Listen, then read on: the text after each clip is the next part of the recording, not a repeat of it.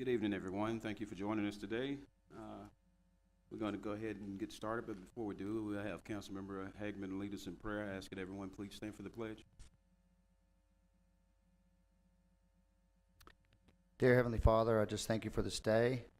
Thank you for the opportunity to be in this country and for us to be able to meet freely.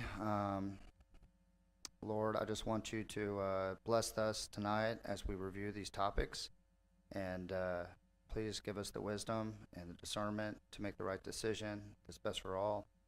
And Lord, I just thank you for all you've given us. Amen.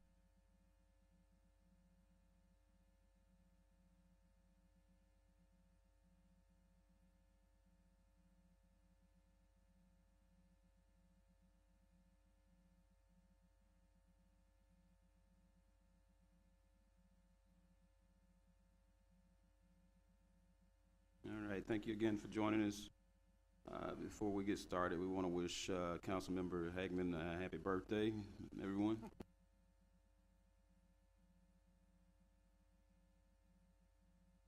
All right, we'll go ahead and jump into our agenda, which is item 1, consider approval of July 2nd, 2024 regular session and July 9th, 2024 special session minutes. Council, if we've had a chance to review the minutes, the floor will be open for a motion on this item. I motion to approve the minutes. I second. All right, we have a motion made by Councilmember Hagman, second by Councilmember Hagman. I said Hinton, sorry. Motion by Councilmember Hinton, second by Councilmember Hagman. Madam Secretary, record a vote, please. Aye.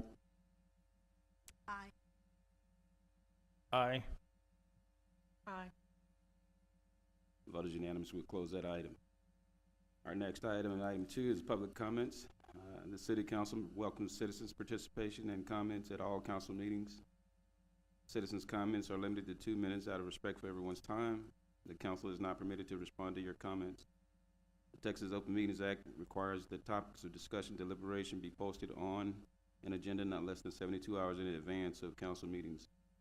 If your comments relate to a topic that is on the agenda, the council will discuss the topic on the agenda at the time that the topic is discussed and deliberated. At this time, if we have anyone that would like to come up and speak, please do so now and state your name for the public.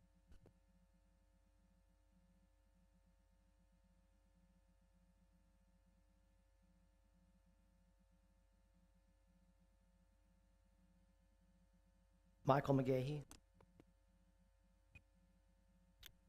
I wasn't aware of the last meeting regarding the charter changes, and I'm guessing based on the lack of attendance that a lot of other folks weren't either. I did go back and watch it online, and there were a couple of things mentioned that I would like to address. Number one, the idea was mentioned by a council member that taxpayers be forced to pay for campaign expenses. You cannot force citizens who may not even support you to contribute tax dollars to your campaign. Number two, the time requirements were mentioned to the council. The requirements of the last few years is not normal time requirements. I sat up there for years, and I've spoken to multiple folks from previous councils.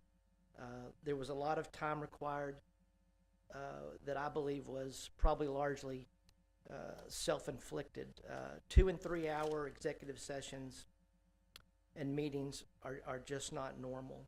A lot of that, I believe, was probably created from bad decisions, from lawsuits, sexual harassment, an active criminal investigation, and problems with the county and other municipalities. This is not a for-profit job, and everybody knew that when they ran. I believe it was the mayor that had mentioned that there were a lot of good folks that wanted to run for this until they found out that they weren't going to get paid. That's exactly the people we do not want up there. We want people that have a burn and a desire for civic duty and to better Mount Pleasant and to put their time into the city and not see this as a financial come up. Thank you. All right, thank you. Do we have anyone else?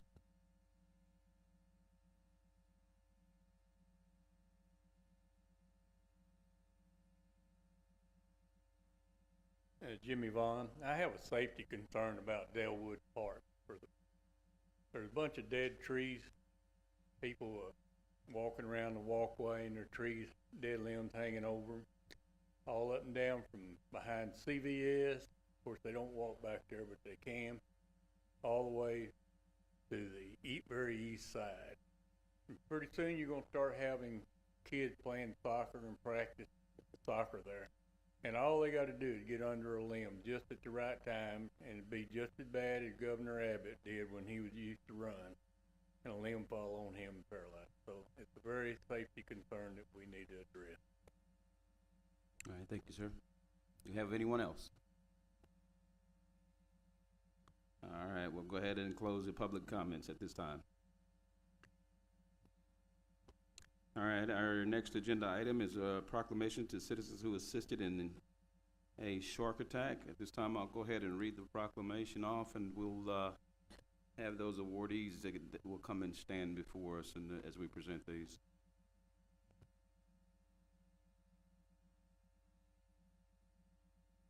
All right. The proclamation is as read. Whereas the city of Mount Pleasant benefits from a community spirit in which neighbors, friends, and coworkers value each other and care for each other. And whereas each day citizens exemplify this spirit in small acts and large acts.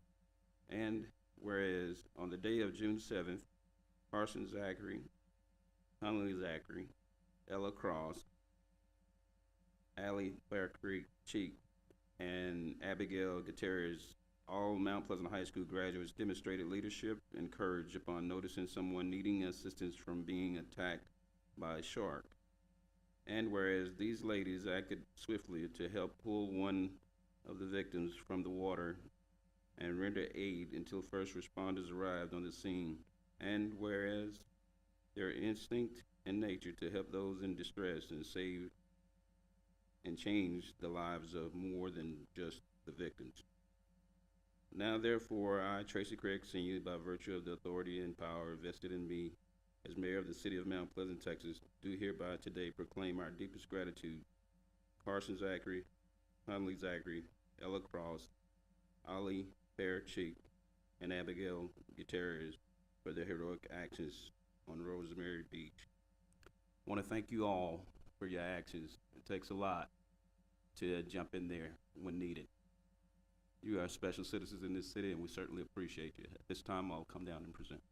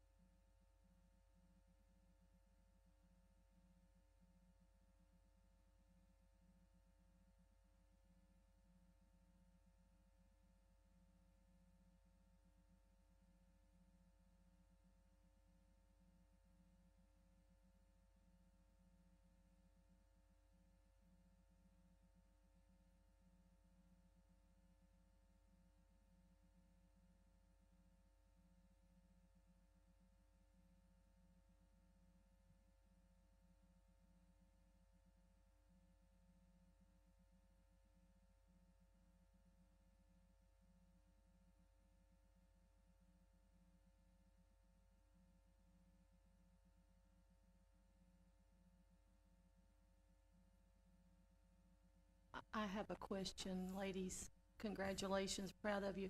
Have you heard from the person that you assisted? Have you heard how they're doing? I want to give you guys the opportunity to come up and speak. Also, with that question, also, just for the public, some wanted to know exactly if you could kind of go through the act itself. You'll definitely have to hold that button down in front of you as you talk there. So we were on our senior trip. I'm actually from Silver Springs, so I was just on the trip with them. So we were down on the beach on our last day of our trip. To keep it short and sweet, basically we just noticed that there was kind of just an eruption of chaos, and realized that there was a shark attack happening. and kind of just going out into the water. We didn't really expect to be involved or anything. And one of the girls, McCrae, came up to us, and we were able to help pick her up out of the water and take her over to our chairs and wrap her leg up where she had been bitten, and just provide her assistance and pray over her and everything until the ambulance got there. So she ended up being okay. She only had to have one surgery. Lulu is still in recovery. She's still at the hospital. She had to have her left hand and her right leg amputated, but she's recovering well. McCrae has started wound care and physical therapy. We're actually planning to go meet up with them once Lulu gets back home and they're all kind of settled in. So I was actually able to stop by and see them in Birmingham. McCrae, she was doing well. Her family was very appreciative towards us, but we're planning a bigger trip for all of us to get to reconnect. So That's awesome. Thank you guys once again. Thank All you. right. Proud of you guys. Mm-hmm.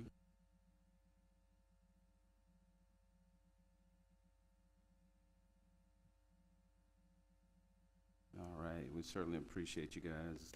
You girls' actions are heroic. Very heroic. I was just sitting here thinking it takes a lot to get involved with something like that. It's a lot of young men that probably wouldn't have acted when he lay.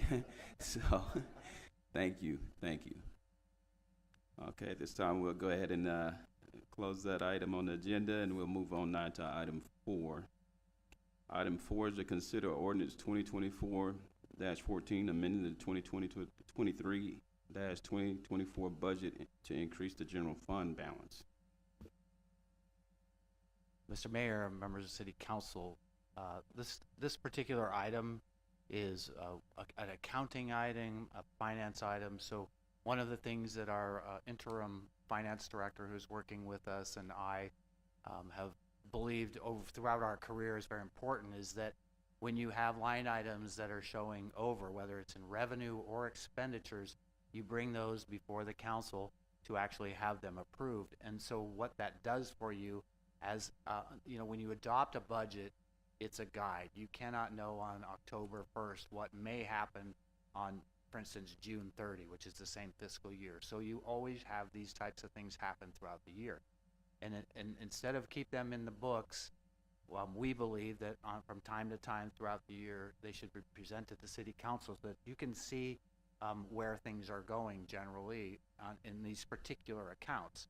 And so for those in the audience, so for instance, there's two sides, and this is a general fund. So we have several funds within the city. General fund is basically your police, your fire, your planning, those types of departments. So for instance, in the planning department and in the building department, the revenues are coming in above what we budgeted. So for zoning and planning, it's 7,000 more than we budgeted. We still have a couple more months, but we make that adjustment now so that on our books, it shows that this council has looked at this and we amend the budget so we know exactly where the money's coming in, which line item it's coming in. For instance, the police department got a grant for $44,000 for a robot, I think, Chief, that was. And so when we get that money, it wasn't anticipated in the beginning of the year, fiscal year. And so what we're doing is we're bringing the revenue that comes in, so we get the grant, and then we expend it by buying the robot. So in order to show that transaction that wasn't something we accounted or anticipated, we account for it here. So these transactions are a list of revenues that are coming in above budget and some expenditures that are over budget. For instance, there's contractual fees and services, so we're over budget on some of the legal fees. And so we show both the revenue additions and the expense additions. The ultimate total then that will go into the general fund reserve, because it's positive, which is a good thing, is $185,112. So in essence, Council, what we're asking you to approve under this ordinance is an additional $185,112 that will show an increase in basically your fund balance. Thank you. Thank you, Mr. Naha. We appreciate it. Council, do we have any questions or anything we don't want to discuss on these items? Yeah, one question around the data processing. My understanding was, at least talking with the contractor we have, that they reviewed all the project at the beginning on any additional things outside of their contract, and those were approved then. So, what do we know any justification on why they needed to add an additional 12,000 there? So Councilmember Hageman, I do not know the specifics of that, but what we will do is we will get that for you and we'll send that note or report back at the next meeting. Thank you. All right, Councilmember, do we have any further questions? All right, we'll open the floor for a motion on this item. I'll make a motion to approve ordinance 2024-14 to increase the general fund balance. I'll second that motion. We have a motion made by Councilmember Hinton, second by Councilmember Hageman. Madam Secretary, record a vote, please. Aye. Aye. Aye. Aye. Vote is unanimous. We'll now close that item on the agenda. This time, we'll move on to item 5. Item 5 is to consider ordinance 2024-15, amending the 2023-2024 budget to budget the intra-fund grant fund, 473. Again, thank you, Mayor. And so, similar to what we just talked about, which was the general fund, this fund has been set up as for CARES money, which, if you recall, most cities got some funding from the federal government during COVID because of all the lockdowns and the difficulty in raising revenues our businesses had and so forth. And so the city received a significant amount of money. It was over $3 million. And this particular expenditure, which is just for special construction, which I'm pretty sure it had to do with some airport drainage, that this just makes sure we put it in the right account. So this particular amount of money is in its own separate account, fund number 473. And again, because it was not charged there, we're just showing it charged to the correct account. And when council approved, or when council received this money, there's a wide list of projects it could be used for. This is just one of them. Again, this is basically financial bookkeeping cleanup. So, Mr. Nothoff, this is your recommendation to move this to the general fund? No, we're just expending it out of this account number 473, and so this amount of money sits in its own fund, and so you're just showing the expenditure coming out of that particular fund. So we show that expense, and that's the account it's coming from. Oh, gotcha. All right, thank you. Council, we have any questions?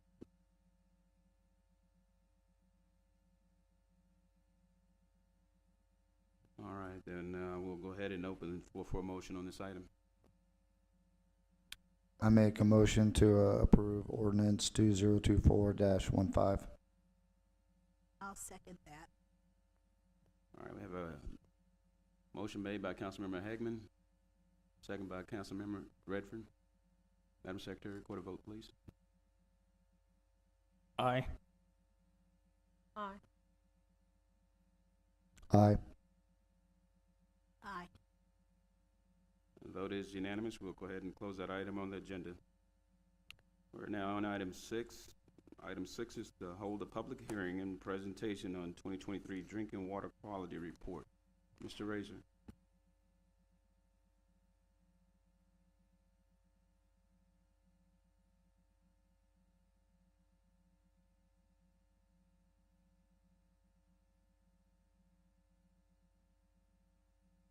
Mayor and Council, this is the 2023 Consumer Confidence Report that we are required to present to our citizens. And y'all gonna have to let me get close to this thing. So there's quite a bit of stuff here, so I'm just gonna try to hit on a few highlights. If you don't know, we get our majority of our water from Lake Bob Stanley. So, and then our source of drinking water can It just depends on what you're looking at, but we get it from rivers, lakes, streams, ponds, reservoirs, springs, and wells. Typically, when you're providing water. So on the page that has all the numbers, these are numbers that we actually get from TCEQ. They come out quarterly and pull samples from our water system, and then they'll put it on a website that we go to. And so this is where we get our information. And then if there's any questions on any of this stuff, just please stop me, let me know, and I'll try to answer it.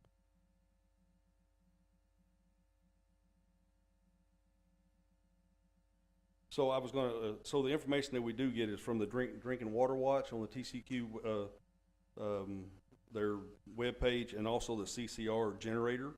So if you want to know that. So everything on our report, if you'll notice, shows no violation. So our water is actually very well. We did, however, just if you ask, we did, however, have one coliform sample that showed up positive. So what happens in that, we take about 5 a week for 3 weeks. We take 15 a month. And if you have one that comes back positive, what TCEQ requires you to do is you go pull a sample back at that spot that happened, and then one upstream and downstream. You go back. If they come back negative, then you're all clear, but you still have to show it that it showed up. So really, in reference, that's really all we had that showed up in 2023. We've actually got very good water. Any questions? I have just a couple. You covered one earlier today, that one. On this report, since it's the 2023, can you explain why we have, like under radioactive contaminants, you've got 2019, and then there's also, you've got some items listed for 2022. Are they comparables? No, ma'am. What happens is those are run every 3 or 4 years, and so we have to keep, because we don't have any new ones. Like on the 2022, copper and lead rule on that 2022, we won't do those again until 2025. So the 2019 will be the last report that we have, and that's what we have to put in our report. The other question I had, in regard to the water loss, can you explain that? I know you said for any questions, call, and I forgot to ask you. Yeah, water loss, it can be a busted water pipe, can be the fire department going out flushing fire hydrants, could be a fire. So what we do is we have meters that we have at the plants that show flow coming in, flow going out, and then we have the meters that we read from the citizens, and we'll deduct that from there, and that's how we get that number. And so we have a water audit every year that we present. Thank you. All right, we certainly thank you for that, Ann. Members of the council, do we have any questions on this? All right, this is a public hearing, so do we have anyone in the public that would like to speak on this item? All right, we'll close the public hearing side of this and open it up for a motion. Oh, it's just a presentation, I'm sorry. I'm looking at the wrong one. This is just a presentation. So if we have no questions, comments from the public on this item, then we'll go ahead and close this item. And thank you, Anthony. We'll move on now to item 7, which is also to hold a public hearing and consider ordinance 2024-13 being a request from Pan Shriven PE of PSA Engineering for the approval of zoning change from single-family residential district to a single-family residential district, SF2, I guess it is, and amending the future land use plan map of Mount Pleasant 2050 comprehensive plan and being situated in the John H. Orr Survey, abstract number 432, and the William Porter Survey, abstract number 437, and containing 20.059 acre tract of land conveyed from certain property owners to Texas Utilities Mining Company by warranty deeds as recorded in certain volume and page real property records, Titus County, Texas, City of Mount Pleasant, Texas, and generally located north of Breezeway Drive and the junction of North US Highway 271 and US Highway 271 Business Route. Thank you, Mr. Mayor, and good evening, members of the council and Mr. Nyhoff. The property that we're talking about this evening, as the mayor indicated, this is north Breezeway. This is Breezeway Drive, rather, and the property sits north of Breezeway Drive. 271 here in Business 271. This area right here is outside the city limits, so this is at the city limits essentially. Just north of here. I'll go to the next slide over. There we go. This was annexed back in 2022, and it's part of a 500-acre portion that was annexed in. And so the property we're looking at here deals with the 20-acre portion here that was zoned single-family 1 earlier this year in April of this year. And essentially, when that came in for the rezone, what the applicant did was provide a concept plan that showed 52 homes that met the single-family 1 residential district standards here, along with a general retail portion that's going to be up here. You've got a C-store convenience store with gasoline sales they'll have here, as well as a retail and restaurant facility that'll be located here as well. The zoning request this evening is for a single-family 2, so to change this from single-family 1 to single-family 2 for this 20-acre portion, we'll add 20 additional lots to this development. And when we take a look at this, essentially what is happening here is that the applicant has taken a look at this, and since the time of the approval in April, just come back to staff and indicated to staff that the cost of putting in the roads and the water and the sewer and all the facilities necessary to develop the site has increased, and so that is the purpose of them requesting the additional 20 lots. One thing at last week's meeting, this did go before P&Z last week, and there was one question that we had online from an individual, from a citizen, and I misunderstood the question essentially. And what it was, they had asked something about the park. Well, when we take a look at this adjacent, let me go to the next slide. We do have the sports complex that is just east of this location. So I misunderstood the question.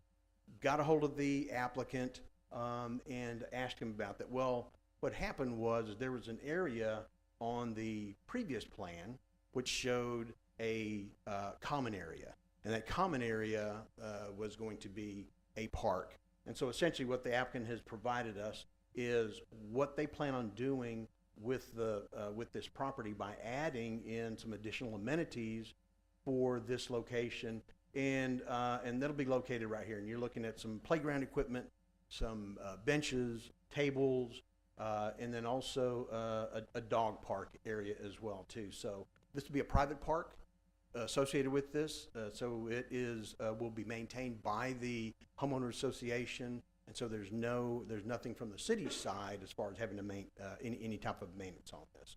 And so I wanted to make sure that was included and let y'all be able to see that. Now, as part of the request here as well, since this was approved in April, it was approved and it met the comp plan. It met the future land use plan for a designation of community residential. And the request, since we are reducing the amount of lots from the size of the lot, rather, from an SF1, which that's a minimum of 10,000 square feet. The SF2 is a minimum of 7,000 square feet. So there's two different zonings associated with that. And because of that, this area here will have to be amended to show a compact residential from the future land use plan perspective. All that means is they're reducing the size of the lot, essentially, is what that means. And so when we take a look at that, what the future land use plan shows here is that this area is, looks at it as community residential. Some things to take note on that is the community residential, because this is in the ETJ and there's no adjacency of other community residential, it certainly gives you the opportunity to be able to take a look as flexibility, to be able to take a look to see if this is warranted, to be able to rezone the property to a single family two designation for this. So the future land use plan is not zoning, it's just a guide. And so the zoning is actually single family two. So if you decide to approve the request tonight, it'll also include an amendment to the future land use plan to allow this to be designated for compact residential, which will be the single family two zoning for this site. With that, we did send out public notice to 5 properties that are located inside the city limits, which is over here. We're not required to send out notice anywhere here. So 5 notices did go out. We did post it on our website as well as provide the public notice in the newspapers required by state law. With that, I'm available for any questions. And I'm sorry, the Planning and Zoning Commission is forwarding a recommendation of approval, and that was a 4-0 on that as well. The applicant is here to answer any questions that you may have, and I'm available as well. All righty, thank you. Council, do we have any questions or comments at this time? I have a question. What is the minimum of the square footage of the houses that, So for the single family two, the minimum square footage is 7,000 square feet. On an SF1 is 10,000 square feet. Oh, I'm sorry, for the house, I'm sorry. My apologies. when you're talking about a compact lot, I wasn't sure if they were, I don't think, I'm looking at, they're not garden homes. But are they, like a minimum of 1,200 square feet, 2,500 square feet? Right, so the zoning requires a minimum of 800 square feet. What the applicant is providing, and there's something in the packet as well that gives you what they're providing. They want to provide a minimum of 1,800 square feet as far as the size of the homes. They're single story as well as 2-story homes. Could be up to 2,400 square feet as well on those lots. All right, thank you. Did you have a question? Yes, along with her question, I'm just curious, on the 7,000 square foot lot requirement, what will be the setbacks? And also, as far as if we approve this, would you please state again what we're amending or changing as far as our master plan, and would you please restate that? Absolutely, yes. So the zoning controls what the setbacks are for a particular lot. And in this case, a single family 2 lot requires a 25-foot front yard setback as well as a 25-foot rear yard setback. And side setbacks are 5 feet. When you take a look at an SF10 or a single family, SF1, the 10,000 square foot lots, the only difference in that is that the side yard is 7 feet. So what the applicant is providing here will meet all the setbacks that'll come in during a building permit. We'll verify that those setbacks are meeting that for this particular district. So to be clear, on the side, so any given lot, the eave of the house or the most extended portion only has to be 5 foot off of the property line. So when you have a 5-foot setback, you have actually 10 feet of separation between the 2 buildings. And so when you have the eave overhang, it's probably a 1.5 feet, 2 feet. So you're probably 8 to 8.5 feet away, 9 feet from separation as far as the homes. And to answer your other question, what the request is, if the zoning is approved, the future land use plan must be changed as well. It must be amended to allow for that. And so the change of that would be from a community residential designation to a compact residential designation. So that's the only thing that is changing. And essentially all that means is just the character of that designation, and that's really what that is. And that won't extend past the boundaries of this given development. It's not gonna affect any of the surrounding properties, correct? That is correct. Quick question over here. Did we already look at, since we're obviously shrinking these lots, adding more homes, we looked at sewer, making sure support and all that is gonna work for adding this in on top of whatever else we have already in the plan? Yes, the zoning portion of this, the applicant has provided what he is planning on doing. The next step, if the zoning is approved, will be to submit those construction documents then, and then we'll take a much clearer look and more specific look at that through engineering to take a look at the water, the sewer, how the roads are gonna lay out, and then before you go into the permitting process. So a couple more steps involved before we actually do that. And just confirming, I'm talking about the city side, not necessarily what the developer's doing. Is that what you're referring to? As far as tying into the cities, yeah, so there's a 10-inch water line that runs on the east side of the development that they'll bore in under 271 to make a T, to make their attachment there. And then sewer, they're bringing in sewer. It will be a gravity, and it will flow southward past, and they're going to hook up down into Glen Oaks. That's great. Thanks, David. All right, do we have any further questions? All right, again, this is a public hearing, part of this agenda, and I'd like to know if anyone in the public would like to speak on the item.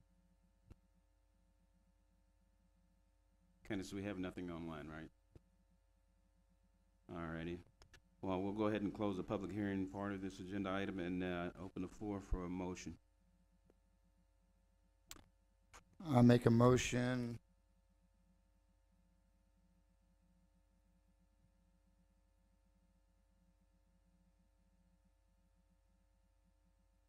For the zoning change from SF1 to SF2, single-family residence on the property in discussion.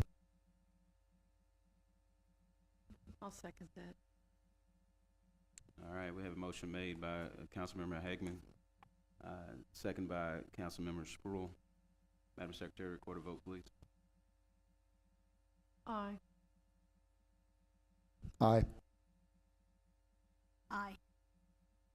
Aye. Vote is unanimous. We'll now close that item on the agenda.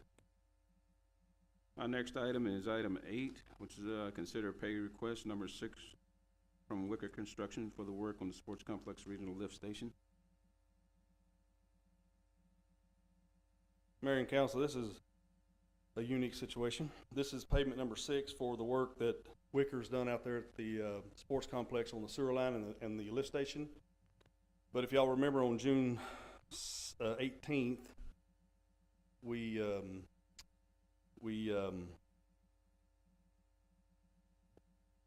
granted payment number 7. I got this on Friday after the Tuesday meeting when y'all granted this payment, and I was not aware of it, so I apologize for that. So the payment, the original contract is for $1,791,861.60. Billing to date is $1,570,497.10, and the remaining balance is for $221,371.50, and the pay request number 6 is for $92,425.50. And we are asking y'all to grant this payment. Okay. Council, we have any questions?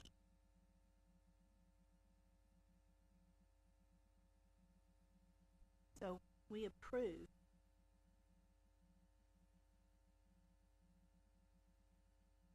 number 7. And that amount for number 7 was which one of those? It was, I'm sorry, it was for like $32,500, something like that was number 7. And that was for the concrete work. If y'all remember, that was to the driveway and stuff going into the lift station. So is this basically a catch-up because they missed something? Yes, sir. What happened was during the transition of things that happened, apparently with Cobb Finley, this was sent to them on May the 2nd, and they didn't get it to the council for approval. And so, yes, sir, it is catch-up. Do we have any photos yet? No, sir, not of this one here. This one is just the sewer line, but no, sir. But I do have some on the other one. So on this sports complex, is this like one of the final things? Actually, there's gonna be one more payment, and that's gonna be the final, because what happened was whenever, we had to wait until we, got the lift station online, and so then we had 2 more lift stations that we decommissioned, and so that's where we're at. They've got them decommissioned, so basically I'm just kinda waiting on when they send in the final request for the payment, so we should have 1 more. And it might not have anything to do with water, but I drove out there the other day and I saw that there was still construction and stuff going on. What's left to be done at the sports complex? Are we talking about sewer or? Total. I mean, are we completed once we finish this? The water?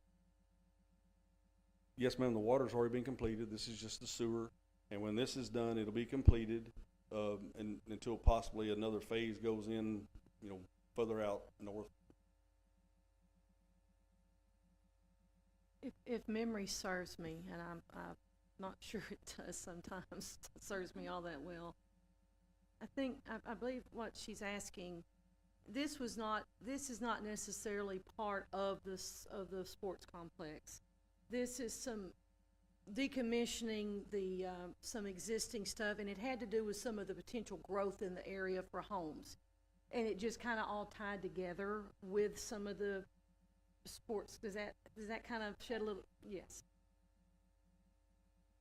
So I apologize for that. I misunderstood you. All righty. One last thing. I'm looking, and I know this again is catch up, but I see a project plan here, and just wondering on these dates, was this the original submission schedule? Yes, sir. I don't know if y'all remember when I talked about that on number 7. It was requested for them to send us a new schedule, but the previous engineers and staff just said because it was almost finished that they would not require them to send it, and that's why we don't have. But yes, sir, that's what happened. Awesome, perfect, thanks. All right. If we have no further questions, we'll go ahead and open this up for a motion. I make a motion to approve payment number 6 to Wicker. I second it. All right, we have a motion made by Councilmember Hagman, second by Councilmember Redfern. Madam Secretary, record a vote, please. Aye. Aye. Aye. Aye. Vote is unanimous. We'll now close that item on the agenda. Our next item is consider pay request number 14 from Heritage Construction LLC for work performed at the Southside Wastewater Treatment Plant. Mayor and council, this is pay item number 14 for the work going on out at the wastewater plant. And the amount payable tonight is $1,637,803.11. The contract awarded was for $40,549,300. So far, we've paid out $21,635,773.56. We've got about 54% complete as far as time and money, and percentage-wise, 42% on money. And that is because material on hand and stuff like that. And we recommend that we pay this.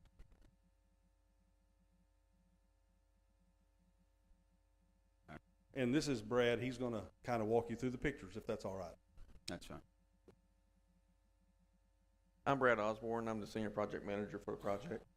So what you're looking at here, the 2 round structures are the clarifiers. We've got 1 more concrete pour started tomorrow, which is do a little weir inside of it. By the end of next week, we hope to be done with all the concrete work on the 2 clarifiers. The square structure, or the rectangle structure, is a aeration basin. We are done with all the concrete except for a little bitty piece of a catwalk there on the south end, which is planned to be poured Friday.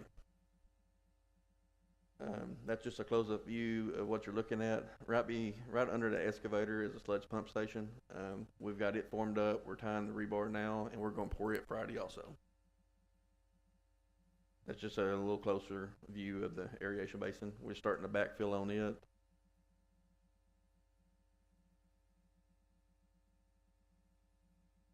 So right here is a close-up view. So the structure on the right is an existing, that's the influent lift station. So all the sewer comes into the plant there, and those are screw pumps that lift the sewer out and takes it into the plant. The screw pumps that's there now, one of them is pretty much quit. The other one's about to go out. So we've started doing the process of installing bypass pumping today, and we're going to take the two new screw pumps that we got for the new lift station to the left of it, and we're going to put them in the existing lift station, and then the city's going to have the two existing screw pumps rebuilt.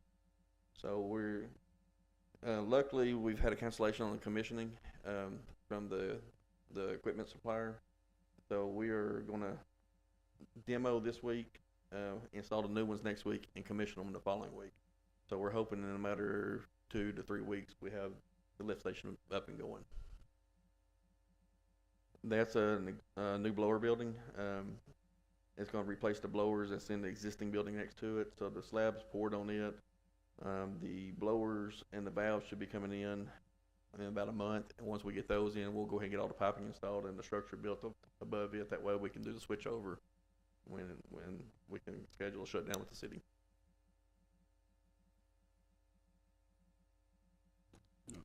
All right, thank you. We certainly thank you for that.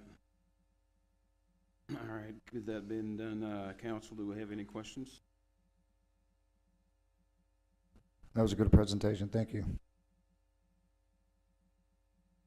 All right, with no corporate questions. Well, I do. Go ahead. You do? Sorry. Go ahead. And so I'm still trying to learn. So this money is from the first bond that we got in 21? Thank you. Yes, ma'am. All right, any further questions? Floor is open for a motion.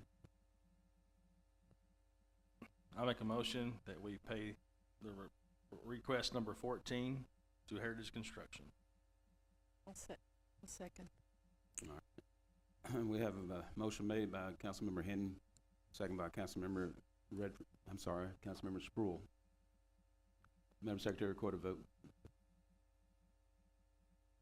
Aye. Aye.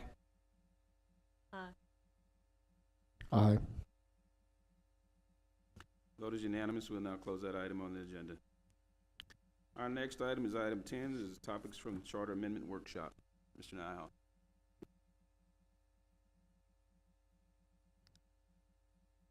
Thank you, Mr. Mayor.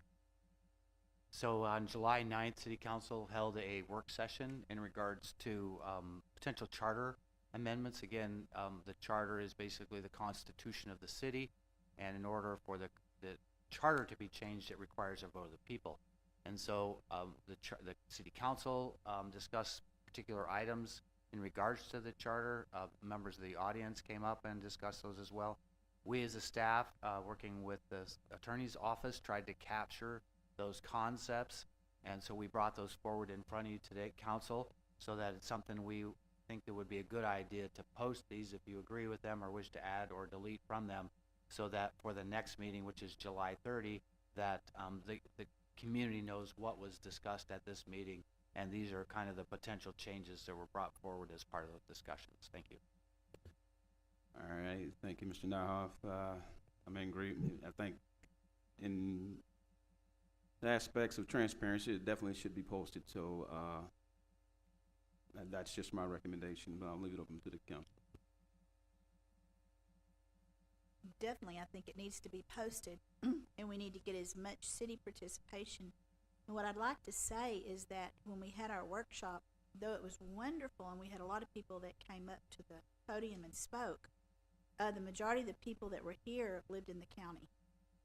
And so it was wonderful that they were making suggestions, but we really want to hear from our the people who can vote, the citizens of Mount Pleasant. So most of the suggestions were here. We started the discussions so that people would interact with us. And these were a lot of the things that people actually came and spoke from their own. These were their decisions, their suggestions. So I don't think we're through listening to what people are wanting to say. And these aren't necessarily our suggestions. We just wanted to open it up for people to discuss. Alrighty. Any further comments from the council? Just curious, if we keep this list and post it, at some point, are we gonna vote on each one of these to add to the vote individually? Or are we voting all these in as a group? I believe that will be it, how they will be placed on the ballot. I think that what attorneys would be, am I right? I think Lee will be preparing those. Yes, they will be prepared individually. These are substantive changes, they're not just cleanup things, so you're gonna need to list them individually. Definitely. I guess to say it differently, what I was asking is, we're gonna have this discussion on the 30th, and then after that, we get to decide as a council if they're gonna be on the ballot or not. Not necessarily to be voted on, so would we be deciding individually as well? Well, I think I have to think about that a minute. I think you could do it however you want to do it. As far as that goes, it's just the ballot in November that's critical. But if y'all want to break them down and consider them individually, I think that's fine. Whatever. I think for sure it should be broken down because some of this stuff has to be done, some of this stuff needs to not be done, and I don't want a package deal. That money thing that they want to pay us, we're not doing that, so don't package that in there, please. Yeah, and it should be, like I said, individually. But again, that's for us to decide once we get through, and then we hear from the public on the 30th. We'll sit down and go through and decide we're not voting on anything, but voting for the citizens to have the opportunity to vote on. It's not necessarily related to this, but that comes into issue in a lot of bond elections where it's broken out into particular options. Say, do you want this project, do you want this, whatever, and that's what you're looking at on this. You're like, do you want these particular things? And Councilman's correct, I think, correct. So I think you'll have the ability to go A, B, C, present it to the people, up or down. All right, Ms. Nile.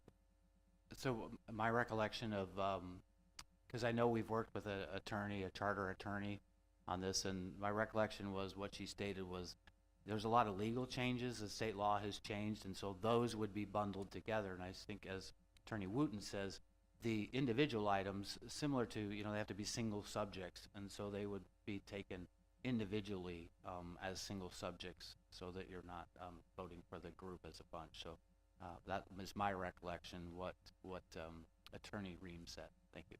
Yes. Yeah, appreciate the clarification. I hit and miss on the phone the other day, so thanks, y'all. Mm-hmm. All righty. Any further questions on this agenda item? All right, we'll go ahead and close item 10. Move on to item 11, which is consider resolution 2024-10, changing Columbus Day for Patriot Day on city-observed holidays. Thank you, Mr. Mayor. So early in January, the City Council approved what was a holiday for Patriots Day, which is September 11th. And in discussing with staff, what we realized is most of the businesses are still open on that day versus Columbus Day, which is the second Monday in October, where a lot of the businesses are closed. So all we're asking to do is, instead of take Patriots Day, is take that off of the holiday list and add Columbus Day to the list of holidays that the city closes its offices for. Thank you. All right, thank you. Council, do we have any questions on this item?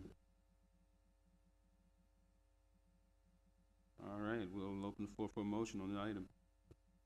I make a motion that you change it from Patriots Day to Columbus Day. I'll second that. Have a motion made by Councilmember Redfern, second by Councilmember Hagan. Madam Secretary, record a vote, please. Aye. Aye. Aye. Aye. Vote is unanimous. We'll close that item on the agenda. Our last and final item of the day would be the city manager's report, which is item 12. Mr. Nahal. Thank you, Mr. Mayor. And I think first and foremost, haven't been clear, is that we have one more meeting this month, which is July 30, but that will be specific to the charter discussions. We want to make sure we welcome and ask anybody to come in, take a look online. The charter's online. Again, it's our constitution of the city. It's how we are to govern ourselves as a community. So make sure you come. It's budget season for those of you who don't know that. September 1st or September 30th is the end of the budget year. October is the 1st. So, for instance, this week I will be spending Thursday and Friday. And if you look at all the department heads here, they are excited to spend the whole day telling me about their line item budgets. And so that's how we do this: is they present their budgets, propose them, and then I think that the finances of any city are extremely critical. There's been some transition here for a couple different years now, and some of the books are a little harder to find answers to, and so we're digging deep into it just so that we fully understand when we do propose that to you, that we fully understand what I'm proposing as your city manager, and that you'll be able to evaluate that based on information that we are able to give you. I wanted to just let the community know also that we had a conversation with the Texas Rangers. I don't know if we have any fans here. I know I found one at City Hall today. But on August 23, you'll start seeing these around. They're doing what they call the World Series Trophy Tour. So a couple of years ago, I believe, they won the World Series. And so what they do is they will travel around the state. They will bring the trophy to certain communities. And they'll put it on display for you to come and get your picture with it. So if you're an avid fan, make sure you make time. It's between 12 and 2:30. It will be here. I will tell you, I've been part of this before, and over 600 people lined up to get their picture taken. Basically, you walk into a room and you're there with Texas Ranger decorations, and there's this beautiful World Series trophy, which I'm a baseball fan, so it's just beautiful to me to be able to get your picture with your family and so forth. So it's just one of those things that's fun, and it's coming to Mount Pleasant right here to our neighborhoods.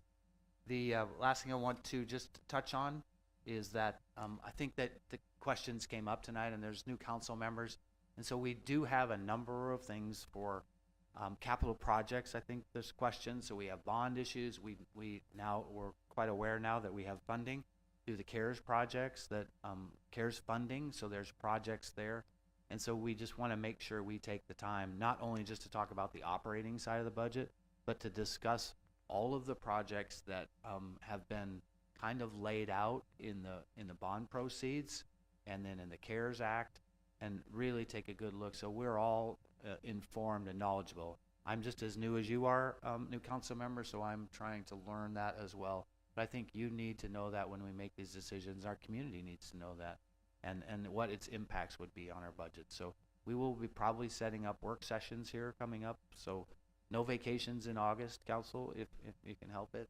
And we'll be doing work sessions to really go through and dive into the budget, both project level and operational level. Thank you. Thank you, Mr. Nahal, for that report. We certainly appreciate it. I want to, you have some? I would just like to say that Friday is the first day for all of you who would like to sign up to run for office for a vacant place. It starts Friday and it runs until August the 19th. All righty. Thank you, Candace. Sir? Yes, come on up. Okay, it's Jimmy Vaughn. 3.5 years ago, I stood in front of the council, the mayors, and the city manager at that time, and was bragging on how the code officers were doing such a good job compared to Fort Worth, Texas. That's not that way anymore. We have a serious problem. It's kind of like the plague, best way I can describe it.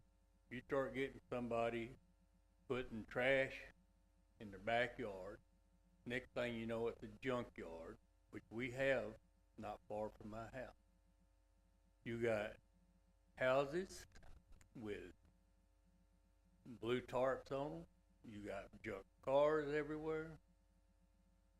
Instead of taking up a lot of time tonight, I'd like to put it on the agenda for the next meeting. I have a PowerPoint.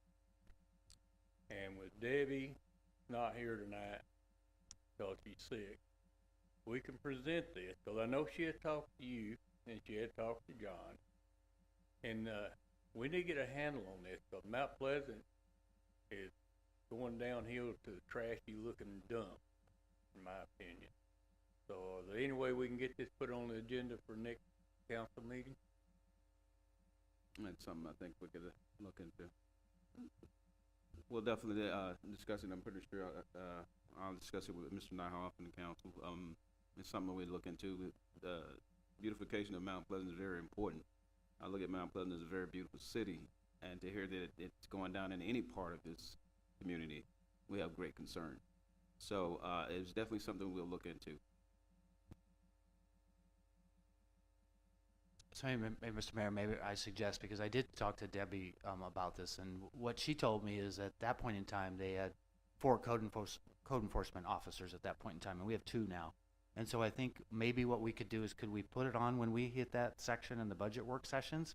Because I think what you're looking at is there definitely, if you're cutting your staff in half, you're going to keep falling farther behind. So maybe that would be a better time to do that in a work session process where we're actually going to be talking about code enforcement specifically and their funding. Just a suggestion. All right, thank you, Mr. Nyhoff. Appreciate it. Well, right now, they're working on complaint basis only. Like you said, they're short-handed, and the only thing they can do seem like if someone turns it in, they go look at it. So that's the concern, and you're hitting on the subject that I'm concerned about. Because I've got about 50 photos from 49 to Jefferson, back east in my area and Tracy's area, and it's bad. All right, thank you. All right, with that being said, I think that's the end of our meeting for today. I want to thank you all for coming out and be looking forward to you at our next meeting. Thank you.